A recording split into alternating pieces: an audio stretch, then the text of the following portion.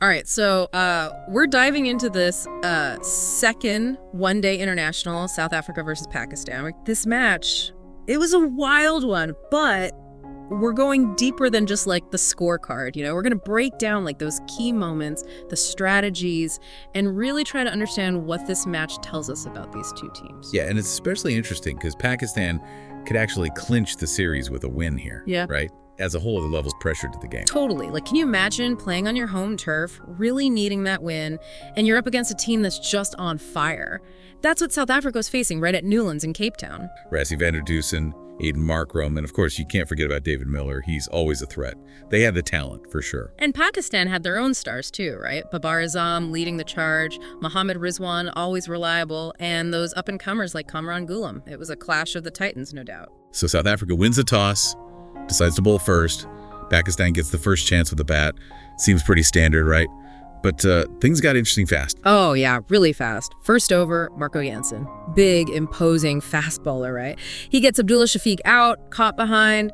A duck, first over. That had to be a tough pill to swallow for Pakistan, losing a wicket so early. Definitely shook things Yeah. up. And then you've got Kwanzaa Mafaka making his ODI debut for South Africa, seizes the moment, takes out Saim Ayub. What a start for him. Really set the tone for his debut. Pretty remarkable, actually. 2 wickets down, boom, boom. Pakistan's got to be feeling the pressure now. This is where you need experience, those cool heads to prevail, right? Absolutely. And that's exactly what Babar Azam and Mohammad Rizwan brought to the table. They built this amazing partnership, 113 runs, rescuing Pakistan from what could have been a disaster. It was a captain's knock from Rizwan, 80 runs off 82 balls. He was so in control. But what was it about his innings that really impressed you? Was it like the shot selection, his temperament, or something else entirely? For me, he was how he adapted to the situation. Absorbed all that early pressure, steadied the innings, and then bam, accelerated when the time was right. A textbook innings for a captain leading the team. And then there's Babar Azam. He hadn't been in top form coming into this match, but man, he looked like the Babar we all know, the world-class batsman. 73 runs off 95 balls, that's a statement. What clicked for him in this innings, do you think? I think it was a few things, really. That partnership with Rizwan definitely helped, took the pressure off. But he also showed so much patience, discipline, waiting for the right deliveries to attack and rotating the strike. He was smart about it. And we can't forget the surprise, right? Kamran Ghulam, explosive batting, comes in and just goes off. 63 runs off, only 32 balls. That's some power hitting right there. Seriously. His innings just injected this whole other level of energy into the Pakistani batting. They ended up with a massive 329 runs. That kind of late surge can really get to the other team. Got to give Pakistan a big mental edge. Yeah, shifted the momentum for sure. But Kwanzaa Mafaka, remember him? 4 wickets for 72 runs in his 10 overs on debut. That's huge, even with Pakistan's impressive total. It was incredibly impressive. Staying composed like that and taking 4 wickets under pressure, it says a lot about his talent and temperament. Yeah. Be interesting to see how he develops as a bowler, down the line. So South Africa's staring down this target of 330 runs. That's a big ask no matter how you look at it. They had the firepower though, right? They could chase that down, couldn't they? On paper, maybe. But they had a rough start. Losing their captain, Temba Bavuma, early. Huge blow. Put so much pressure on everyone else to deliver. Rassie van der Dusen and Tony de Zorzi tried to rebuild. They had a decent partnership going. But losing those early wickets, especially the captain, that must have been tough mentally. Totally. Cricket's as much mental as it is physical. Losing those key guys early can really plant those seeds of doubt, disrupt the flow. And that's exactly what happened to South Africa. And then, bam, 2 more wickets fall quickly. Aiden Markram, gone. That felt like the turning point, didn't it? Yeah, it did. Those 2 wickets really swung things in Pakistan's favor.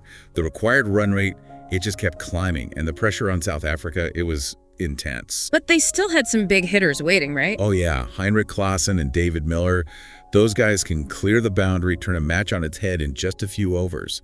There was still hope for South Africa, even in that tough spot. Okay, so we've got this potential for a thrilling finish brewing, right? Pakistan set a tough target, but South Africa's got those big hitters ready. What happened next? Well, this is where things get really interesting. But I think this is a good spot to take a quick break, let our listeners catch their breath, and we'll pick up the action right after. All right, so we left off with South Africa needing something big, like a miracle almost, to chase down Pakistan's score. Klaassen and Miller were at the crease, though. Those guys can hit, right? Could they pull it off? They definitely tried. At first, they were pretty careful, just trying to rebuild the innings, get some runs on the board. Smart move, given the pressure they were under. But as the overs went by, that required run rate, it just kept going up. They had to take more risks. Must have been tense. For both teams, like every ball mattered. Oh, absolutely. And that's when Pakistan's bowlers, they really showed what they could do. It was smart bowling. They didn't just rely on pace or spin. They mixed it up. Different deliveries, field placements, kept the South African batsmen guessing. So they had a plan, like for each batsman, adjusted their tactics. Exactly. And the star of the show, Shaheen Shah Afridi, he came back for his second spell, and he was just, wow, unplayable. Got the big wicket, David Miller. He was looking dangerous till then. Yeah, losing Miller, that had to be a huge blow for South Africa. What was it about Afridi's bowling that made him so effective? I mean, we all know he's got the pace, the swing, but what was it that really troubled the batsman? Well, one thing is that late swing he gets. The batsman just can't tell which way the ball's going to go. And then he's got this Yorker so fast, dips at the last second. Almost impossible to score off when he gets it right. He used all that against Miller, kept him guessing, and eventually got him with a bad shot. It's amazing how a bowler can get you out, but also just mess with your whole game, your confidence. It's a mental game too, for sure. Afridi was just in the zone, you could see it. And it wasn't just him. Naseem Shah bowled well too. Lots of fire, really accurate. He took some big wickets, kept that pressure on South Africa. I read about this incredible Yorker from Afridi, got Marco Jansen. Sounds like it was straight out of a highlight reel. What was that like? Can you describe it? Oh man, it was beautiful. Jansen was trying to attack, and then Afridi, boom, this searing Yorker, dipped late, crashed into the stumps. Jansen didn't even have a chance. It was perfect. The kind of delivery you dream of in a high-pressure moment like that basically sealed the deal for Pakistan. Klassen put up a fight though, right? 99 runs off just 86 balls. But it wasn't enough to overcome Pakistan's momentum, was it? He played amazing innings, no question, showed a lot of resilience. But he was on his own out there. Nobody else really stepped up, and that run rate, it was just too much. So Pakistan wins, pretty convincingly, 81 runs. Bowled South Africa out for 248 and 43.1 overs. A complete performance, really. Showed their strength all around. It was clinical, yeah. Batted with purpose, bowled with precision, fielded well. They were better, no doubt. They earned that series win. You said earlier that Pakistan's success, it wasn't just about individual players, it was a team effort. Can you talk more about that? What were some of the things that made them such a strong unit? Well, first off, their batting lineup had a good balance, experience, and youth. You got those veterans, Babar Azam, Mohammad Rizwan, they bring stability, leadership. They've been there, done that, and they set a good example for the younger players. And then you've got those younger guys, full of energy, not afraid to take risks. Guys like Kamran Ghulam, it's like a perfect mix. The veterans build the foundation, and the youngsters bring the excitement. That's it, exactly. And it's not just age, it's about the roles they play. Solid, consistent batsmen, guys like Rizwan, big hitters like Ghulam, and those crafty bowlers of Afridi, Naseem, it all comes together, makes them a really tough team to play against. It's interesting you mentioned the bowlers. We've talked a lot about Pakistan's batting, but their bowling was just as good, if not better, wouldn't you say? Definitely. You could even say their bowling won them the series. They never let up on the South African batsmen, always kept the pressure on, taking wickets at just the right times. And they did it with different styles too, right? We saw Afridi's pace and swing, Naseem's accuracy, even some good spin bowling. It wasn't just one guy doing it all. It was everyone contributing. Absolutely. And that's another sign of a great team, different players stepping up when it matters.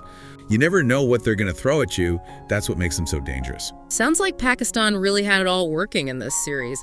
Batting, bowling, fielding, strategy, everything. It's easy to see why they were so dominant. Yeah, and what's really impressive is they did it without any big superstars. No one-man show.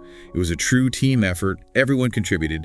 That's what makes a champion team. So what's the one big takeaway? What should they be thinking about after this deep dive into the second ODI? I think it's about teamwork, strategy, and that team spirit. Pakistan showed us that a well-balanced team with a clear plan and a lot of heart can overcome anything. It's a lesson that applies to any team, any sport, really. That's a great point. It really shows what's so special about team sports. It's not just about individual talent, it's about working together towards a common goal. And Pakistan showed us that perfectly in this match. They did. And even though South Africa lost the series, they could still learn a lot from Pakistan. Sometimes it's not about having the best players, it's about being the best team. Well said. This has been a really great deep dive into this match. We've broken down those key moments, the strategies, really gotten a sense of what these two teams are all about. So now we wait for the final match of the series, right? Can Pakistan make it a clean sweep? Or will South Africa bounce back and end on a high note? Have to wait and see. And that's it for this deep dive. Thanks for joining us, and until next time, keep exploring, keep learning, and keep that love for the game alive.